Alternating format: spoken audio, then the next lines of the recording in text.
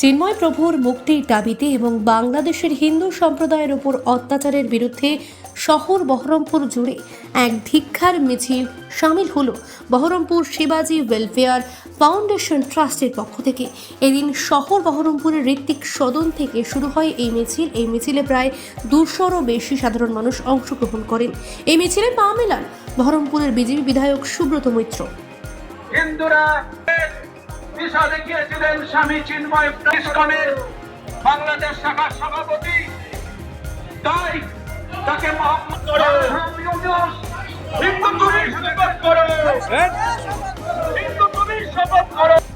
নমস্কার। প্রথমে আপনাদের সকলকে শুভ সন্ধ্যা জানাই। আমি ডক্টর বিশ্বজিৎ ঘোষ, ছত্রপতি শিবাজি ওয়েলফেয়ার ফাউন্ডেশন ট্রাস্টের সভাপতি।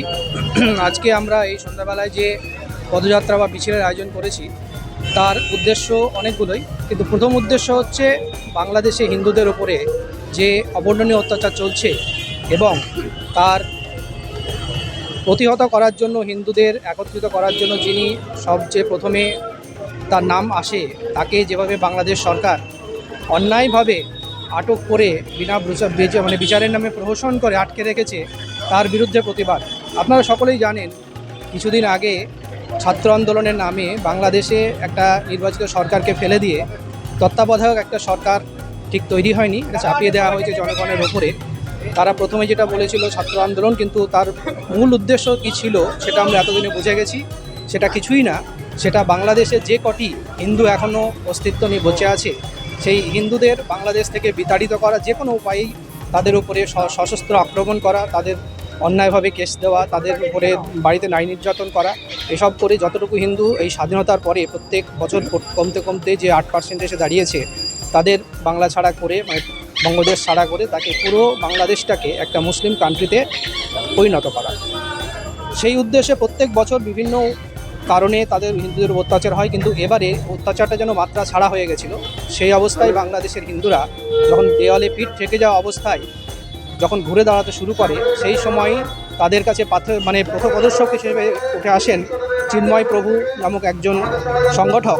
তার অসামান্য বাগ্মিতা এবং সাংগঠনিক শক্তির পরিচয় দিয়ে সম্পূর্ণ অহিংসভাবে বাংলাদেশের সমস্ত হিন্দুদের তিনি একত্রিত করে, যে খুব কম সময়ের মধ্যে লক্ষ লক্ষ হিন্দুদের যে জমায়েত করেছিলেন, এবং সেই জমায়েতের যে গর্জন, সেই গর্জনে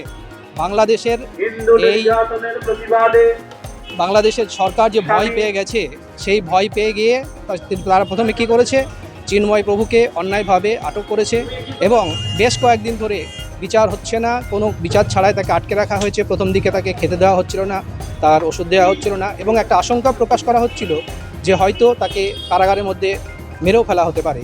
এই অবস্থায় সারা বিশ্বের সমস্ত হিন্দুরা যে সমস্ত দেশে আছে, প্রত্যেকে তারা কিন্তু রাস্তায় নেমে প্রতিবাদ করছে। কিন্তু দুর্ভাগ্যজনক বলা হলেও সত্যি, আমাদের পশ্চিমবঙ্গ তথা মুর্শিদাবাদ এবং বহরমপুরের হিন্দুরা, তারা বাঙালি হিন্দুরা, তারা কিন্তু ভুলে গেছে তারা সত্যিই বাঙালি হিন্দু কি, তারা এখনও কিন্তু ভাত ঘুম দিচ্ছে।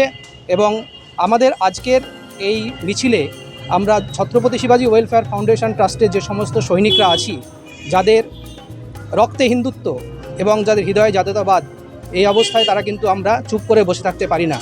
আমরা আজকে এই সন্ধ্যাবেলায় মিছিলের আয়োজন করেছি। আমাদের প্রথম উদ্দেশ্য একটাই, সেটা হচ্ছে সমস্ত প্রশাসনিক জায়গায় আমাদের এই বার্তাকে পৌঁছে দেওয়া যে চিন্ময় কৃষ্ণ প্রভুকে যেভাবেই হোক যত তাড়াতাড়ি সম্ভব অক্ষত শরীরে মুক্তি দিতে হবে। তার কারণ তার আন্দোলন একদম গণতান্ত্রিক আন্দোলন। এই গণতান্ত্রিক আন্দোলনকে আপনারা কেউ কোনোভাবে অবদমিত করতে পারেন না। 2 নম্বর আমাদের উদ্দেশ্য, সেটা হচ্ছে যে আমাদের সমস্ত প্রশাসনের মানুষজনের কাছে আমাদের বিনীত একটা অনুরোধ পৌঁছে দেওয়া যে পশ্চিমবঙ্গের হিন্দুরাও কিন্তু হাতে চুরি পরে বসে নেই। এই কথাটা আপনারা অন্যভাবে নেবেন না। কিছুদিন ধরে আমরা দেখছি বিভিন্ন উদ্দেশ্যে হিন্দুদের দেবদেবীদের ছোট করা হচ্ছে, মূর্তি ভাঙা হচ্ছে, মন্দির ভাঙা হচ্ছে। খুব কাছের সময়ে আপনারা বেলডাঙ্গা ঘটনাও জানেন, কি উদ্দেশ্যে কি জিনিস করা হয়েছিল, তাতে প্রশাসনের কি ভূমিকা ছিল এটাও আমরা বলতে চাই। প্রশাসন তার নিজস্ব জায়গা থেকে নিরপেক্ষভাবে সিদ্ধান্ত নিন এবং তার ভূমিকা পালন করুন। শুধুমাত্র একতরফা সিদ্ধান্ত নেবেন না। একতরফা সিদ্ধান্ত কোনটা হচ্ছে না সেটা আমরা খুব ভালো করেই জানি, এবং আমাদের বাধ্য করবেন না যাতে আমরা পথে নেমে আমরা অহিংস থেকে সহিংস প্রতিবাদের দিকে যেতে পারি। এবং সব শেষে আমার আবেদন সেই সমস্ত ঘুমন্ত ভাতাখোর হিন্দুদের, যারা 500 টাকা 1000 টাকার লোভে এক মাসের শেষে ভাতা পাওয়ার লোভে এখনও চুপ করে দিবানিদ্রা দিচ্ছেন, সম্পূর্ণ অন্যায়ভাবে হিন্দু ধর্মকে ছোট করছেন। সর্বত্যাগী সন্ন্যাসী কার্তিক মহারাজকে গ্রেপ্তারের পর্যন্ত তারা দাবি তুলছেন। কী উদ্দেশ্যে তাদের সব আমরা ভালো করে বুঝি। তাই আমরা আজকে এই ছত্রপতি শিবাজী ওয়েলফেয়ার ফাউন্ডেশন ট্রাস্টের সৈনিকরা পথে নেমেছি সেই সমস্ত হিন্দুদের বাদঘুম ভাঙাতে এবং তাদের জাগাতে যে দেখুন আর কিন্তু সময় নেই। এরপরে যদি আপনি আর দেরি করেন পথে নামতে, তাহলে কিন্তু একসময় এই মুর্শিদাবাদকে আপনার আর পশ্চিমবঙ্গ বা ভারতবর্ষের অংশ হিসেবে নাও দেখতে পারেন। হয়তো আপনাদের সেটা গ্রেটার বাংলাদেশের দিকেও চলে যেতে পারে। আপনারা যদি রাজি থাকেন আপনাদের ধর্ম পরিবর্তন করে, আপনাদের কৃষ্টি পরিবর্তন করে সেই পথে হাঁটতে, ঠিক আছে। কিন্তু যারা এখনও ভাবছেন যে এখনও সময় আছে, না বন্ধু, সময় নেই, আপনারা পথে নামুন। আমরা আছি, সলতে পাকানোর কাজটা আমরা করছি, আপনারা আমাদের সঙ্গ দিন। হ্যাঁ, একটা গোপাল পাঠা তখন ছিল, এখন হয়তো আমাদের মধ্যে থেকেও কয়েক হাজার গোপাল পাঠা কিন্তু যে কোনো মুহূর্তে রাস্তায় নামতে তৈরি আছে।